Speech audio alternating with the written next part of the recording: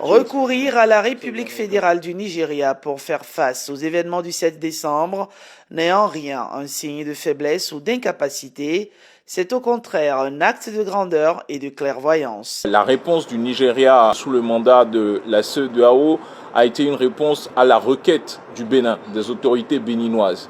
Non pas parce que l'armée béninoise n'était pas capable de répondre, l'armée béninoise avait réussi à empêcher et à repousser cette tentative de coup d'État, à les mettre dans un retranchement, mais simplement et essentiellement parce que le président de la République ne souhaitait pas qu'il y ait des pertes en vies humaines importantes. Et le camp dans lequel les assaillants étaient retranchés aurait pu, si on y allait tout seul, ça aurait pu entraîner énormément de dégâts. Cette démarche mûrement réfléchie témoigne de la capacité d'une nation à solliciter judicieusement ses institutions régionales afin de protéger les civils, sauvegarder son intégrité constitutionnelle et sa souveraineté.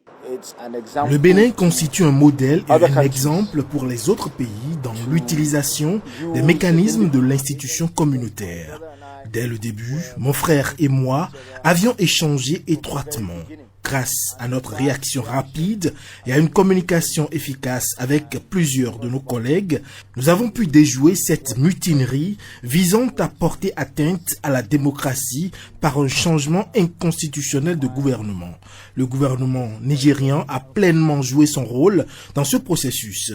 C'est le fruit d'une compréhension mutuelle, d'une relation de longue date et d'une histoire profondément partagée entre nos deux pays.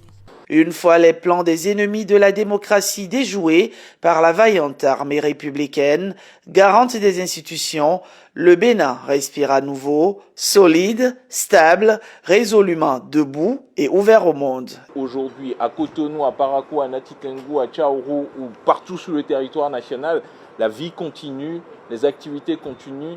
Le Bénin est parfaitement stable, toutes les initiatives de développement y sont possibles. Notre pays poursuit sa marche vers le développement et chacun peut y venir pour y mener ses activités en toute confiance. Le Bénin demeure un partenaire stratégique, un territoire où l'investissement rime avec vision et sécurité.